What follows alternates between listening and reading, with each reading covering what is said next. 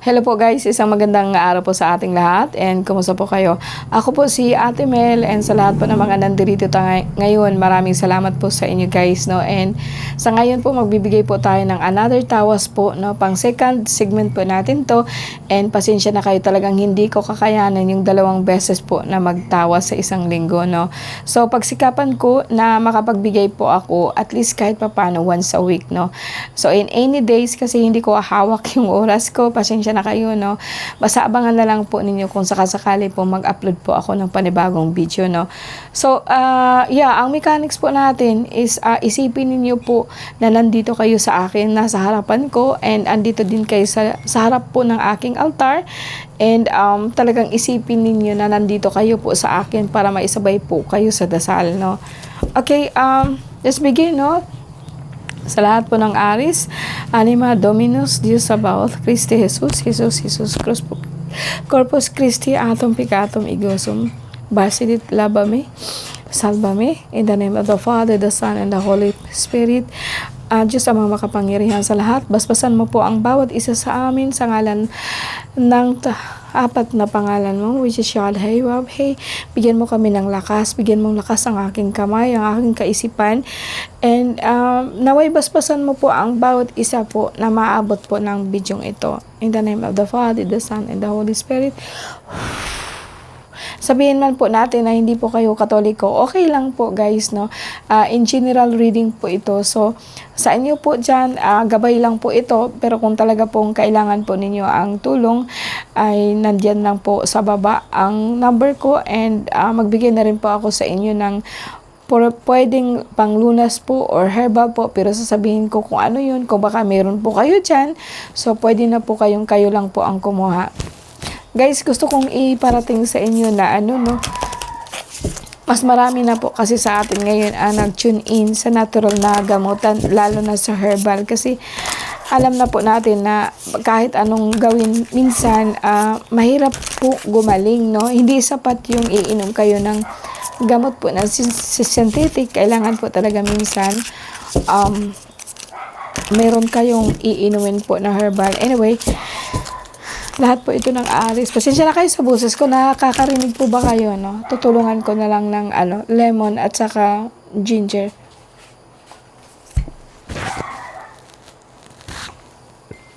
Okay, Aris, March 21 to April 19. Okay, ang unang nakita ko kaagad dito is pananakit po ng katawan, lahat po ng kasukasuan. And dito manakikita ako kaagad na may problema po kayo sa tiyan, sa ilalim po ng ribs dito, no? And balda po siya sa likuran, no? And agad mga tuhod po masakit. Meron din kayong plema or ubo katulad ko sa ngayon, no?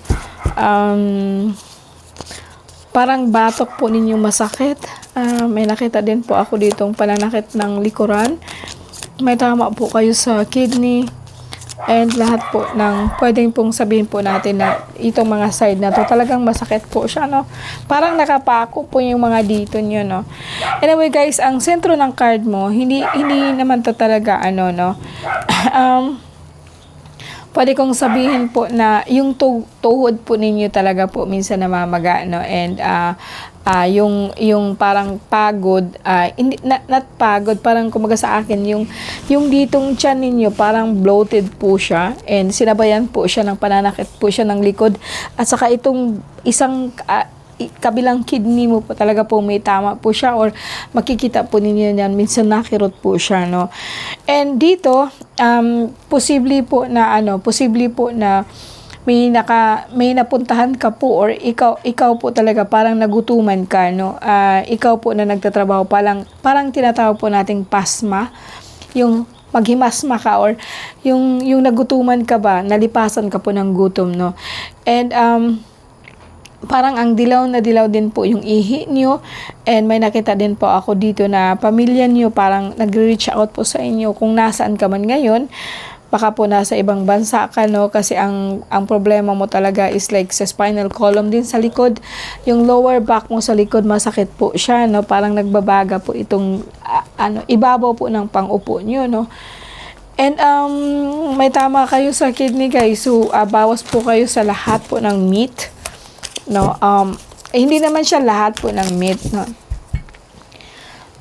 ang yung bagang kung tawagin natin is like moderate lang po. Kung kakain po kayo ng karni, pilitin po ninyo na huwag kumain araw-araw.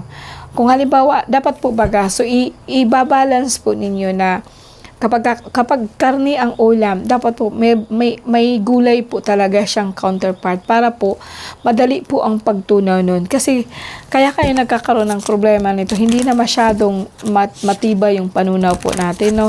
Kaya ka nagkakaroon po ng kidney problem, tapos sa tiyan, sa liver ba? No, sa liver po, no? Liver natin pwedeng sa liver or sa pancreas po, no? Parehas lang po ang function nun. Parang nagtutunaw po siya ng pagkain. Tingnan natin kung bakit po, no? Bakit po kayo nagkakaroon ng sakit na ganito? March 21 to April 19. Laging lumalabas yung elemental dito, no? And okay naman po kahit papaano po. Meron po kayong pera.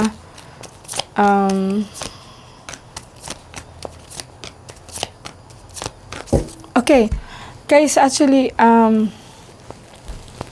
may nakita po ako dito na ikaw po na Aries, no? Sa Aries ito, no? Parang, alam mo yung, yung mga yumaon nating mga relatives, no? Na kuminsan po, talaga pong, sila, yung naghihinakit, no? Kuminsan kaya naghihinakit sila, parang nasasaktan sila, and kaya yung puso mo din, parang may problema ka din sa heart, para siyang tinutusok, no? Dala po ito ng parang may mga pamilya ka na yumao na po in malungkot po sila, no? Sabihin po natin, no, I don't know how to explain this, but it's parang nagkonekta siya doon sa mga tao po na nawala na.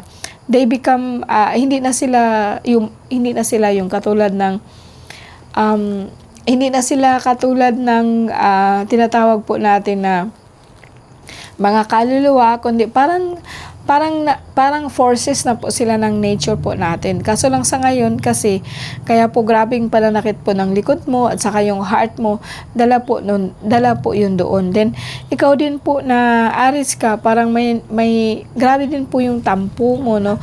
Grabe yung hinanakit mo din sa kanila. I think, mga mga karma ito nung panahon, no, ng mga magulang po natin, ng mga lolo't lola po natin na hanggang ngayon hindi pa siya na resolve pa. Yung mga problema ng mga spiritual natin noon, hindi pa siya na-dissolve ngayon. So, ang gagawin mo, pwede po ikaw mag-alay po ng pagkain, no, kahit papano, and alisin mo na rin yung mga hinanakit mo kasi para hindi mo siya madadala, no. Etong mga yumao mo naghihinakit sa iyo, no. Siguro mga unang panahon pa, kung halimbawa ngaya nasa middle age ka ngayon, daladala mo pa yung mga problema po nila lolo't lola mo na hanggang ngayon hindi pa siya mariresolve, no. And sa ngayon may nakita din po ako kanina pa to, parang ang paa ninyo, masakit siya sa paa, may possibility po na yung sinabi ko sa kanina na problema mo sa kidney, dahil nga po siguro meron kang problema din po sa sugar. And mga pamilya, pero actually guys, no, may nakikita din po ako ditong kahit papaano po is positive, no. Ang pamilya mo kahit papaano po ay masaya, no. Sabihin po natin na parang tulong-tulong kayo nagtatrabaho, and para makabili po kayo ng bahay, no. And it's okay naman siya, hindi naman siya ganun kagrabe, no. Ito naman kasing problema mo sa sa kidney, problema mo sa heart, kasi parang namaga po ang heart mo, no. Namaga po siya. Pero sa akin, ito yung nakikita ko ng mga hinanakit mo nga. Parang tinatago mo lang siya ng mga hinanakit. Hanggang ngayon pa, nagmamanifest siya sa heart mo, no. Na parang grabe yung tampo mo. And kaya po siguro ikaw lumipat, kaya gusto mo talagang makalipat po na yung babahay, para kahit paano yung pamilya mo is magkakaroon siya ng parang ma-separate ba, then magkaroon ka ng sarilang pamilya mo, siguro iniisip mong masayang-masaya ka na po. Sa ngayon po, okay po siya. Minsan, huwag kang mag-alala dito sa pangarap mo kasi matutupad po siya. Basta diri-diretso lang po ang trabaho po ninyo, no? And actually guys, binigay ko na nga po yan sa inyo na madali lang po mag-manifest ng bagay basta marunong lang po kayo, no? And dito, parang nagbago naman po. Ito naman kasing sa heart problem mo, pwede dyan ang lagtang, pero sa akin more on emotional ba, no? More on emotional lang po siya. So try po na mag-relax ka, ikaw lang po makapagpagaling din sa ano ng puso mo kasi talaga pong you feel betrayed, parang gano'n, no? Parang nagtampo ka talaga sa mga ninuno mo, no? And itong mga ninuno mo ngayon, the same, ganun din po yung nararamdaman nila, nagtatampo din po sila sa iyo. And pwede po yan by giving them something, like patawarin mo sila, sindihan mo sila ng kandila, and let go mo sila. And para po hindi mas magaan-gaan na po ang pag-alis po nila. And ikaw naman po, maka-move on man po dito sa life po natin.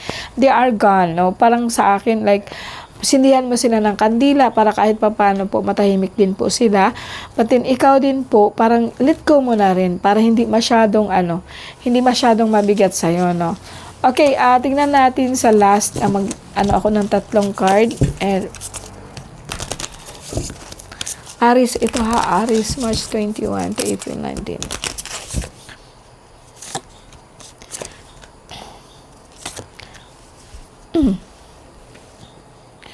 Ang magiging okay ka naman po, pero parang, alam niyo guys, sa lahat po ng Aries ngayon, parang natamaan po kayo ng kahoy na sinukuan. And dito kasi parang naikulong kayo, and kuminsan talaga pong ang cholesterol ninyo mataas, and yung paa ninyo para pong mahirap pong tumayo, or sabihin po natin na yung para kang matutumba, yung masakit, walang lakas po ang paa mo, no? Pero kung in general, okay ka pa naman kasi malakas ka din po talaga, no? Parang kahit kinakaya mo lang po siya. Pero kung sa ngayon, pwede po sa lahat po ng Aries, pwede po ang bangkal, no? Ipakita ko sa inyo, ha. Okay, sa lahat po ng nakakilala nito, bangkal po ito. And sa Bicol po, tinatawag po natin na maambog. Ever since na nanggagamot ako, ito po talaga ang ginagamit ko when it comes to internal.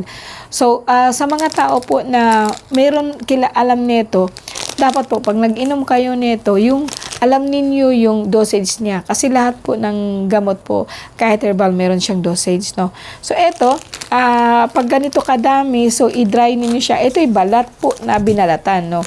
So, ganito po ang paggawa namin. Parang, balat kasi ito ng mambog, balat po ito ng bangkal, tapos parang tuklapin mo siya doon sa puno, and binabalatan pa namin yan. Kaya ito, balat na binabalatan pa. Pagkatapos i-dry namin, no. Dati gumagawa ako nito na parang tsaa, kaso lang it's take too much time na sa ngayon. So, So, ito, ganito na siya kadami. Ganito siya kadami, parang sabihin natin na 20 pieces po na parang daliri kalaki, o sabihin natin na mga 15. Ilaga po ninyo ito sa 3 cups of water. Parang ganito po kalaki na cups para hindi po kayo mahirapan, no? 3 cups of medium size po na cups, and then inumin ninyo siya maghapon. Eto'y kung kukuha kayo sa akin, nasa 150 per PM lang po kayo dyan, and good for 5 days siya. So, kung hindi naman nyo kaya, kailang warning po talaga po mapa ito. So, kung hindi nyo kaya, hatiin niyo po siya, pwede po siya. Yung liver po natin na namamaga, pwede po to. Pwede po siya sa severe na kidney problems, pwede po siya sa ito bagang mga paa po natin na parang nagkaroon ka po ng sciatica, no, and mga ganong klaseng problema po. Kasi pag severe po kasi ang problema po natin sa kidney, kuminsan po kadalasan nagkakaroon ka ng problema po sa yung ugat ba, no? And mataas po na tinatawag po natin na uric acid. Okay guys, no, maraming so ito, tandaan niyo, pwede kayong kumuha nito, gumawa po kayo, o kung meron kayo nito, so ganito po ang paggawa niyo. Mas maganda po kung i-dry niyo siya kasi hindi siya masyadong mapait. Pero kung hindi man, no, and hindi man, I think mga 5 gadaliri lang nito, kasi masyado po siyang mapait. Pero once lang po yun, hindi na siya magagamit ulit. The next day, itatapon na po niya. Whereas kung idadry mo siya, pwede mo siyang paulit-ulit po siya na ilaga hanggang mawala po ang bisa niya. So, hindi naman talaga siya ganun ka-strong. Ganun po ang paggawa ng herbal po natin. Parang sabihin natin na para kayo nagiinom ng gamot po, dapat frequent or the same amount po siya, and then mag-less po ang lasa niya para tapos balik kayo ulit doon sa another na bago para continuous po siya sa pag-inom, no. So ganun po guys sa inyo, kasi ang problema mo lang naman is kidney, and maganda din po siya sa sugar. And sa sugar, pambababa din po siya ng sugar, sa binat. Ito lahat ng internal problema po natin sa katawan. Ito po ang ginagamit ko na gamot, no. Matagal na po talaga ito. Marami ng buhay ang naligtas nito. And sa ngayon, yes guys, iyon po ang natin, no. I-close po natin to. I-close po natin ang prayer, no. Ang usapan natin sa prayer, no. So please bow your head. Sanctus Deus, Sanctus Fortis, Sanctus Immortalis. Aire sumat, aire murim, aire murum. So climpit at matat, Dominus dicit, Dominus pareham, Domini Sancti, Bah Omnipotente, Eterna Deus. In the name of the Father, the Son, the Holy Spirit, in the name of Patri et Filii Spiritus Sancto. Okay po, maraming salamat po sa lahat ng alis po. Okay kayo po. Kahit may problema kayong ganito, okay pa rin po kayo, no? Salamat po sa Diyos.